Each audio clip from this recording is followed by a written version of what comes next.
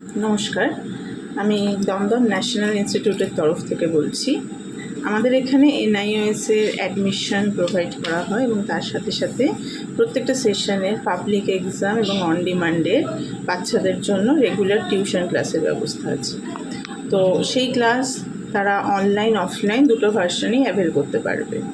এবার তোমাদের সুবিধার্থে, যেহেতু তোমরা ওপেন স্কুলের বাচ্চা, সবসময় তোমরা হয়তো ক্লাস আমরা প্রোভাইড করছি কিন্তু অনলাইন বা অফলাইন সেগুলো তোমরা কোনো কারণে অ্যাটেন্ড করতে পারছো না, তোমাদের জন্য আমরা প্রত্যেকটা সাবজেক্টের প্রত্যেকটা চ্যাপ্টার ওয়াইজ কিছু আলোচনা তুলে ধরবো। ঠিক আছে, চ্যাপ্টারগুলোকে তুলে ধরবো যাতে তোমাদের বুঝতে সুবিধে হয়। ঠিক আছে, এখন আমাদের ফার্স্ট জীবনের মধ্যে যদি তোমাদের পুরো চ্যাপ্টারটা পড়ার সময় না হয়, আমার মনে হয় যে আমাদের ভিডিওগুলো তোমাদের একটু কাজে লাগবে, যেখান থেকে আমরা চ্যাপ্টারটা সম্পর্কে জানতে পারছি। ঠিক আছে, আজকে আমি জিওগ্রাফি যেতে সাবজেক্ট আছে, জিওগ্রাফির একটা চ্যাপ্টার নিয়ে আলোচনা করব, চ্যাপ্টার 11, যেটা হচ্ছে ফিজিক্যাল সেটিং, নতুন সিলেবাসের।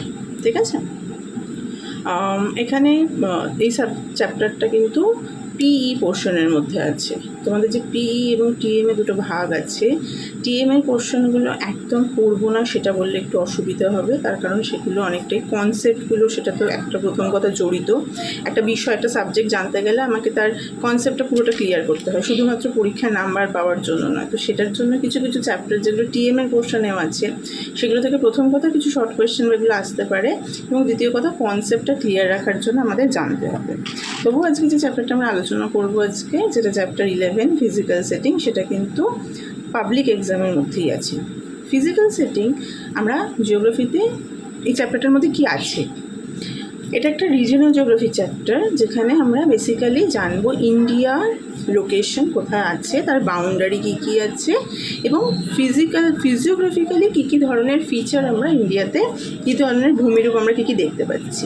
ইন্ডিয়াতে আমরা বলি বৈচিত্র্যের মধ্যে ঐক্য, বা that is land unity in diversity, সেটা in terms of everything, in terms of nature, in terms of religion, in terms of language, in terms of food habit.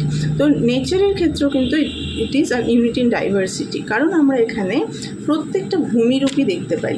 Plane land, plateau, mountain area, forest cover, desert area, coastal area, প্রত্যেকটা ভূমিরূপ এখানে দেখতে পাচ্ছি আমরা, প্রত্যেকটা geographical features. প্রথমে আমাকে জানতে হবে কি ইন্ডিয়ার লোকেশন। কোনো জায়গাকার লোকেশন জানার জন্য কি ইম্পর্টেন্ট, প্রথমে সেখানকার ল্যাটিটিউড লঙ্গিটিউড জানা। ল্যাটিটিউড লঙ্গিটিউড ওয়াইজ ইন্ডিয়ার লোকেশন কত ডিগ্রি থেকে কত ডিগ্রি মধ্যে, কত ডিগ্রি ল্যাটিটিউড থেকে কত ডিগ্রি ল্যাটিটিউডের মধ্যে। ইন্ডিয়া আমরা যদি দেখি 8 ডিগ্রি 4 মিনিট নর্থ ল্যাটিটিউড থেকে 37 ডিগ্রি 6 মিনিট নর্থ ল্যাটিটিউডের মধ্যে আছে। ল্যাটিটিউডিনাল এক্সটেনশনটা অবশ্যই মনে রাখবে। ইন্ডিয়ার লঙ্গিটিউডিনাল এক্সটেনশন কত, 68 ডিগ্রি 7 মিনিট ইস্ট লঙ্গিটিউড থেকে 97 ডিগ্রি 25 মিনিট ইস্ট লঙ্গিটিউডের মধ্যে জানার জন্য। এবং just because MCQ questions, fill in the blanks, short questions অনেক আসছে, আমাদের ছোটো ছোটো জিনিসগুলো জানতে হবে। নেক্সট কি, ইন্ডিয়ার নর্থ টু সাউথ ডিস্টেন্স কত এবং ইস্ট টু ওয়েস্ট ডিস্টেন্স কত। North to south total land mass আছে আমাদের 3214 kilometre, and east to west total land mass আছে 2933 কিলোমিটার্স। ওকে, আচ্ছা, location, why it is important to know the location of a place. আমাদের বাড়ি পৌঁছতে গেলে আমাদের অ্যাড্রেসটা দরকার, অ্যাড্রেস ইজ আওয়ার লোকেশন। তো ইন্ডিয়া সম্পর্কে জানতে গেলে ইন্ডিয়া কোথায় সিচুয়েটেড, আমাদের ল্যাটিটিউডিনাল লঙ্গিটিউডিনাল এক্সটেনশনগুলো যেমন আমরা জানবো, সেরকম আমাদের বাউন্ডারি, অর্থাৎ আমাদের নেবারিং কান্ট্রিজগুলো কী কী আছে, নর্থে কোন কান্ট্রি আছে, সাউথে কোন কান্ট্রি আছে, ইস্ট ওয়েস্টের কান্ট্রিগুলো আছে, এবং তিনটে যে ইন্ডিয়ান ওশান, সাউথে, ইস্টে বে অফ বেঙ্গল, ওয়েস্টে আরবিয়ান সি আমাদের ঘিরে রেখেছে। এই চ্যাপ্টারটা থেকেও তোমাদের যখন ম্যাপ পয়েন্টিং আসবে, ম্যাপ পয়েন্টিংয়ে অনেক কোয়েশ্চেন আসবে, সেগুলো ফিজিক্যাল সেটিং থেকে অনেকগুলো কোয়েশ্চেন আসবে। তো ম্যাপটা খুব ভালোভাবে এই চ্যাপ্টারটার ক্ষেত্রে জানাটা প্রয়োজন। ঠিক আছে, আচ্ছা, এবার আমরা এখানে জানবো যেটা ফিজিওগ্রাফিক্যালি ইন্ডিয়াকে কতগুলো ভাগে ভাগ করা আছে। তোমাদের বইতে কিন্তু 6টা ভাগ আছে, উইচ ইজ অলসো কারেক্ট, বা কারেক্টলি যদি আমরা বলতে পারি, এখানে কি করেছে, দুটো ভাগকে একটার মধ্যে ইনক্লুড করে দিয়েছে। ফিজিওগ্রাফি আমরা কাকে বলছি, একদম সেই জায়গাকার ভূমিরূপ কীরকম, অর্থাৎ সমুদ্র ফ্রম সি লেভেল সেটা ডিস্টেন্সটা কতটা এবং সেই অনুযায়ী সেটা কী ধরনের ল্যান্ডফর্মস ক্রিয়েট করছে, সেই অনুযায়ী আমরা ভূমিরূপটাকে ক্লাসিফাই করতে পারি। আমি যদি স্পেসিফিক্যালি বলি, ইন্ডিয়াকে 8টা ফিজিওগ্রাফি অনুযায়ী ইন্ডিয়াকে 8টা জোনে আমরা ভাগ করতে পারি। একটা হচ্ছে কি নর্দার্ন মাউন্টেন জোন, ঠিক আছে, একটা হচ্ছে তার মধ্যে হিমালয়ান মাউন্টেন, পীর পাঞ্জাল এগুলো ইনক্লুডেড আছে, K2 এগুলো। আচ্ছা, নেক্সট হচ্ছে কি north eastern hills and Meghalayan plateau. Next the Indo Ganga Brahmaputra plain, ঠিক আছে, Indo Ganga and Brahmaputra valley. Next হচ্ছে কি the Indian desert Thar. Next the central and eastern highlands. Number 6 হবে the Deccan plateau or the Deccan Trap region. Number 7 the coastal plains and number 8 the islands, Andaman and Nicobar Islands. এবার আমাকে এখান থেকে আর কী কী জানতে হবে এই চ্যাপ্টারটা থেকে? এই যে প্রত্যেকটা আমরা ফিজিওগ্রাফিক ডিভিশনগুলো পড়লাম, প্রত্যেকটা ফিজিওগ্রাফিক ডিভিশনের ক্যারেক্টারিস্টিক্সগুলো, ঠিক আছে। ক্যারেক্টারিস্টিক্সগুলো বলতে কি, প্রথম আমি যদি আসি দ্য নর্দার্ন মাউন্টেন রিজিয়নে, সেখানে একটা হিমালয়ান মাউন্টেন রিজিয়ন, একটা পীর পাঞ্জাল রিজিয়ন অ্যান্ড তোমাদের বলতে যেতে পূর্বাঞ্চলটাকে আলাদা ওটার মধ্যে রেখেছে। আচ্ছা, হিমালয়ান মাউন্টেন রিজিয়নের মধ্যে আমাকে কি হিমালয়ান মাউন্টেন রিজিয়নটাকে সাউথ টু নর্থ এবং ওয়েস্ট টু ইস্ট আমরা রিজিয়ন ওয়াইজ ক্লাসিফাই করতে পারি, আবার সেটাকে সাউথ টু নর্থও ক্লাসিফাই করতে পারি, ঠিক আছে। South to north southern most রিজিয়নটাকে আমরা কী বলছি, শিবালিক রিজিয়ন, ঠিক আছে। তারপরে যে রিজিয়নটা আসছে সেটা হচ্ছে the middle Himalayas or the lesser Himalayas, ঠিক আছে, বা সেটাকে হিমাচল হিমালয় বলা হয়। অ্যান্ড দ্য আউটার হিমালয়া যেটাকে বলা হচ্ছে দ্য গ্রেট হিমালয়াস, ঠিক আছে, great Himalayas or Himadri region, ঠিক আছে। Shivalik is also known as the outer Himalayas, ঠিক আছে। ফ্রম সাউথ টু নর্থ তাহলে Shivalik or the outer Himalaya, the middle Himalaya or the lesser Himalaya, and then the Himadri Himalaya or the greater Himalaya, ঠিক আছে। এবং region wise আমরা দেখলাম যে region wise যদি আমরা ওয়েস্ট থেকে ইস্টে যাই তাহলে আমরা হিমালয়কে কতগুলো ভাগে ভাগ করতে পারছি। প্রথম হচ্ছে the western Himalayas, then the central Himalaya and the eastern Himalaya. এবার প্রত্যেকটা ডিভিশনের আমাকে সেখানে আমরা কী কী হাইয়েস্ট পিক দেখতে পাচ্ছি, সেই রিজিয়নগুলোর অ্যাভারেজ হাইট কত, এই প্রত্যেকটা ছোটো ছোটো জিনিসগুলো কিন্তু মনে রাখতে হবে। এখন যেহেতু আমাদের শর্ট কোয়েশ্চেন আরও বেশি আসছে, সেই জন্য খুব খুঁটিয়ে বিষয়টাকে আমাদের জানতে হবে। এছাড়া আমরা ইন্ডিয়ান ডেজার্টের ক্যারেক্টারিস্টিক্সগুলো জানতে হবে। ইন্ডিয়ান ডেজার্টে আমরা কী ধরনের ক্লাইমেট দেখতে পাচ্ছি, সেখানে কি এক্সট্রিম ক্লাইমেট দেখতে পাচ্ছি, সেখানে সারা বছর আমরা কি দেখি যে টেম্পারেচার অলমোস্ট যেটা নিয়ার অ্যাবাউট 40 ডিগ্রি সেন্টিগ্রেডের বেশি থাকে, বৃষ্টি ইয়ারলি 50 সেন্টিমিটারের কম থাকে, ঠিক আছে। সেখানে আমরা স্ট্রাবস জাতীয় গাছপালা দেখতে পাচ্ছি। আচ্ছা, যে দুটো কোস্টাল ল্যান্ড আছে, coastal land east coast and west কোস্টের ডিফারেন্স জানতে হবে, ঠিক আছে। এছাড়া এখানকার আচ্ছা, হিমালয়ার থেকে আরেকটা কোয়েশ্চেন আছে, হিমালয়ার আমাদের লাইফের ওপর, ইন্ডিয়ান লাইফের ওপর হিমালয়ের ইনফ্লুয়েন্স কী, ঠিক আছে। এটাও একটা ইম্পর্টেন্ট কোয়েশ্চেন।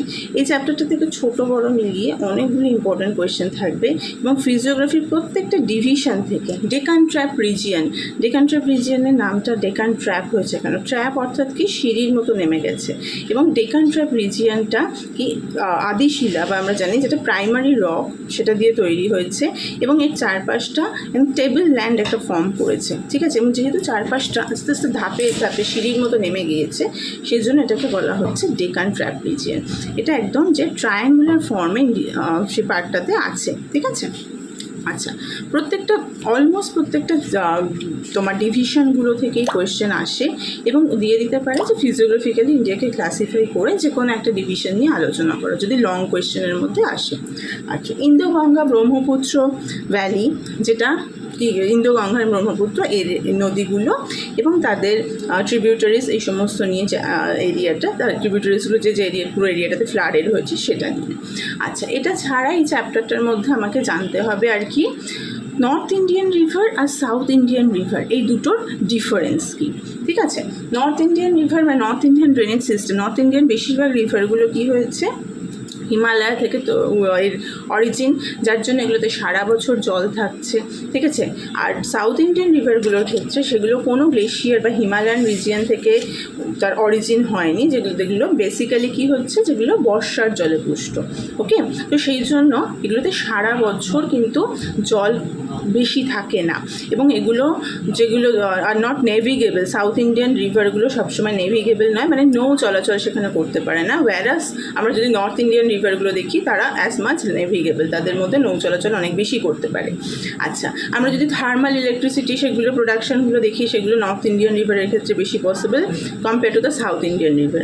একটা নর্থ ইন্ডিয়ান রিভার হচ্ছে একটা আইডিয়াল রিভার, যেমন গঙ্গাকে আমরা একটা আইডিয়াল রিভার বলি, কারণ নর্থ ইন্ডিয়ান রিভারের মধ্যে আমরা তার তিনটে যে ফ্লো থাকে একটা রিভারের, আমরা সেটা পরিষ্কারভাবে দেখতে পাই, যেটা সাউথ ইন্ডিয়ান রিভারগুলোর লেন্থ কম হওয়ার জন্য, তারা যেগুলো তাদের ক্যাচমেন্ট এরিয়া যেহেতু অনেকটা কম, সেজন্য সেখানে দেখা পসিবল হয় না। এই যে বেসিক ডিফারেন্সগুলো নর্থ ইন্ডিয়ান রিভার আর সাউথ ইন্ডিয়ান রিভারের মধ্যে, এটা জানতে হবে।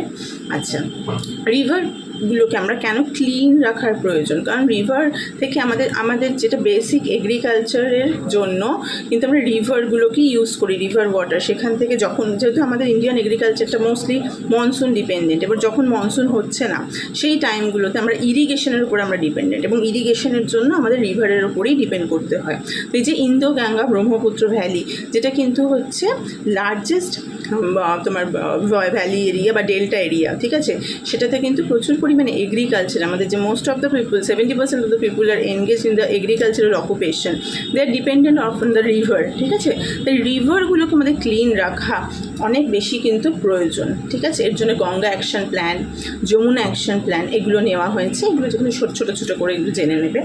আর হচ্ছে লাস্ট অফ অল দেওয়া আছে ইউনিটি ইন ডাইভার্সিটি, অর্থাৎ আমরা এই যে দেখলাম যে আমাদের নর্থ থেকে সাউথ এক একটা জায়গাকার এক জায়গায় আমরা দেখছি একদম স্নো ক্ল্যাডেড মাউন্টেন, কোথাও আমরা ওয়েস্টে পেলাম পুরো ডেজার্ট এরিয়া, আমরা দুটো কোস্টের এক ধরনের প্লেটো ভূমিরূপ ফিজিওগ্রাফিক্যাল ফিচার্স পেলাম, ডেকান ট্র্যাপ এরিয়াটাতে আমরা ফিজিওগ্রাফিক্যাল ফিচার্স পেলাম, যেগুলো প্লেটো এরিয়া পেলাম। সেখানে কি হচ্ছে, সেখানকার মাটিতে এগ্রিকালচারের ক্ষেত্রে প্রবলেম হচ্ছে, সেখানে আমরা কার্পাস জাতীয় জিনিস সেগুলো বেশি পাচ্ছি, ভালো করে করতে পারছি, ঠিক আছে।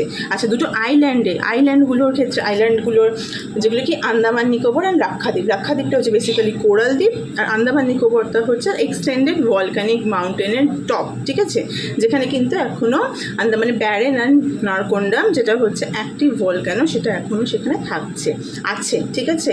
তো এই জায়গাগুলি, এবং যেটা আমাদের আগে ইন্ডিয়ার লাস্ট পয়েন্ট ছিল, Indira point, that is also situated in Nicobar দ্বীপ, যেটা 2004 সালের সুনামির ফলে এখন সাবমার্জড হয়ে গেছে। ওকে, তো এই প্রত্যেকটা আমরা যে নর্থ টু সাউথ এক একটা জায়গায় এক এক ধরনের ল্যান্ডমার্ক ফিচার্স দেখলাম, তো সেটা থেকে সেখানটার জন্য সেই ল্যান্ডমার্ক সেখানকার মানুষের এই লাইফস্টাইলকে অনেকভাবে ইনফ্লুয়েন্স করে। কোনো মানুষ পাহাড়ি এলাকাতে তারা এক ধরনের ইন্ডাস্ট্রির সাথে জড়িত, তারা ট্যুরিজম ইন্ডাস্ট্রির সাথে বেশি জড়িত থাকছে, তারা কিছু ক্ষেত্রে অল্প পরিমাণে কোনো জায়গায় এগ্রিকালচার করতে পারছে। আবার আমরা উল্টো দিকে দেখছি প্লেন ল্যান্ডের মানুষ, তারা এগ্রিকালচারের সাথে অনেক বেশি জড়িত। তাহলে মানুষের লাইফকে সেখানকার ফিজিওগ্রাফি ইনফ্লুয়েন্স করছে, সেখানকার ক্লাইমেট ইনফ্লুয়েন্স করছে। হিমালয়ের যে আমরা ইনফ্লুয়েন্স আমাদের লাইফে যদি দেখি, ইন্ডিয়ানদের লাইফে হিমালয় যদি না থাকতো, তাহলে সাইবেরিয়ার পুরো ঠান্ডা হাওয়াটা আমাদের ইন্ডিয়াতে এসে ইন্ডিয়ার ক্লাইমেট কিন্তু অন্যরকম হতো। আবার ইন্ডিয়া থেকে আমরা এই যে দেখছি প্রত্যেকটা যে বরফ গলা জলে পুষ্ট বা পেরিনিয়াল রিভারগুলো এসে আমাদের ইন্ডিয়ার পুরো এগ্রিকালচারাল সিস্টেমটাকে কিন্তু এগ্রিকালচারাল সিস্টেমটাকে পুরোপুরি কিন্তু রিভারের উপর ডিপেন্ডেন্ট। আমরা একটা রিভার ডিপেন্ডেন্ট কান্ট্রি ইন্ডিয়া, ঠিক আছে। তো এই জন্যই আমরা ইউনিটি ইন ডাইভার্সিটি আমরা বলছি, যে প্রত্যেকটা জায়গার রিজিওনালি কালচারালি আমাদের মধ্যে ডিফারেন্স থাকলেও এন্ড অফ দ্য ডে সেই পুরো ডিভিশনটা নিয়েই কিন্তু ইন্ডিয়া অ্যাজ এ কান্ট্রি আমরা রিপ্রেজেন্ট করছি। ওকে, তো ফিজিওগ্রাফিক ডিভিশনটা খুব ইম্পর্ট্যান্ট একটা চ্যাপ্টার, এখান থেকে খুব বুঝে ম্যাপ বই দেখে সবসময় চ্যাপ্টারটা পড়া দরকার। কারণ ম্যাপ বই দেখলে আমাদের কী হবে, ছবির মতো কোন জায়গাটাতে কী ধরনের আমরা ফিচার্স দেখতে পাচ্ছি সেটা মাথার মধ্যে ঢুকে যাবে, ঠিক আছে। পরবর্তীকালে আমরা আরও অন্যান্য চ্যাপ্টারগুলো নিয়ে আলোচনা করব, ঠিক আছে। ওকে, ধন্যবাদ, থ্যাংক ইউ।